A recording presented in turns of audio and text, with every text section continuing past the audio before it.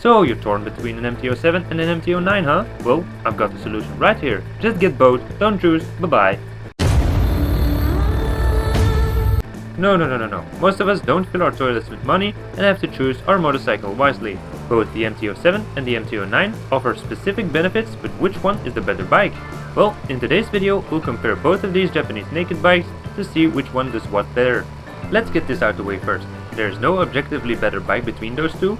They both have their merits and their lesser qualities, but one of both is better from a subjective point of view. It all depends on what you think is more important in a motorcycle. Horsepower or torque, speed or agility, hooligan abilities or big energy, stuff like that. Comment down below at the end of the video with what your pick would be. I've been an owner of an MT07 since 2021 and I've ridden an MT09 a while back and know a bunch of people who have one, so I know some stuff about both bikes. Let's take a look at the things where one of both bikes is better than the other. First off, in what things is the MT07 better than its bigger counterpart?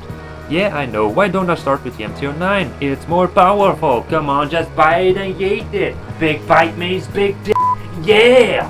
No, look, seriously, the MT07 has its advantages too, trust me. First off, the cost.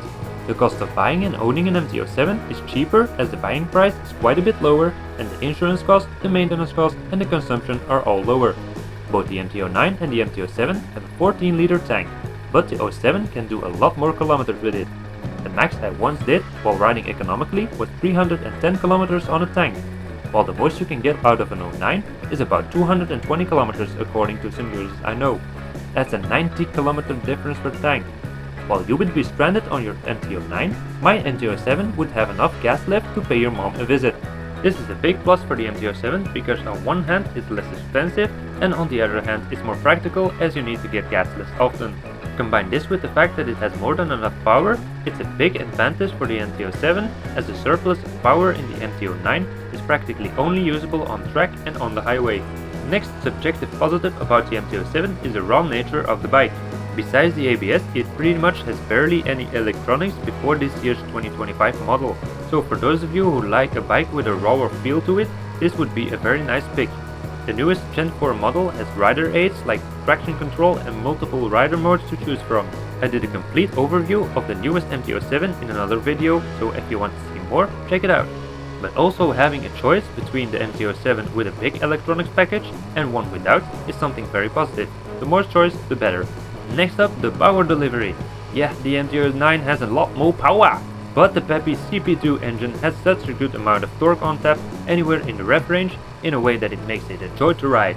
The playful and punchy character of the bike is hard to beat. The acceleration from 0 to 100 km per hour can be done in 3.6 seconds and honestly, that's more than enough power for most riders out there. And again, combine this with the fact that you have to get gas less often and it's cheaper in every way, and the MT07 makes a very strong case for itself. Who has the big now? And lastly, the MT07 is more compact. The fact that the MT07 is more compact makes it easier to park, for example, on the sidewalk, in the bicycle parking or in the garage. Having more room in your garage could be something that's very practical as you can move around more easily and store more stuff in there. Next up, in what ways is the MT09 better than the MT07? Oh yeah, we're there, let's all pay attention as the more powerful bike comes to stroke our egos. Let's get the obvious out of the way first, the power! The 3 cylinders have a better performance as both the torque and the horsepower are quite a bit higher. Having more horsepower means that the higher up in the rev range you'll have more power and thus you need to shift less and the top speed is higher.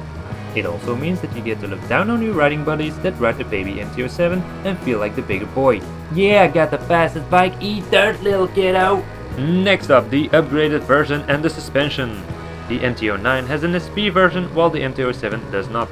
So if you want a better suspension on it, you'll have to look at aftermarket options. Also, the suspension of the standard MT09 is better than the MT07's, and if you combine this with the stiffer frame and the fact that it has more power, it's a joy to ride in higher speeds, so the highway, the twisties and the track is where this bike shines compared to its little brother. Next item on the list, the electronics package. The 09 has a bunch of electronics like rider aids and modes, so if you like stuff like that, it's a nice addition. The 6-axis IMU, the rider aids and the rider modes offer a level of customization that allows you to make this bike do what you want and thus make it your own. This is what the pre-2025 model MT07 lacks for some users. Lastly, this is the bigger bike, literally. This bike is just bigger. The seating position offers more room and that could help out some riders that are bigger or have longer legs. So if you feel cramped up on an MT07, give the 09 a shot, as this will probably feel a lot more comfortable. So, why did you buy one or the other, or why would you? Comment down below with your pick and your reasons why.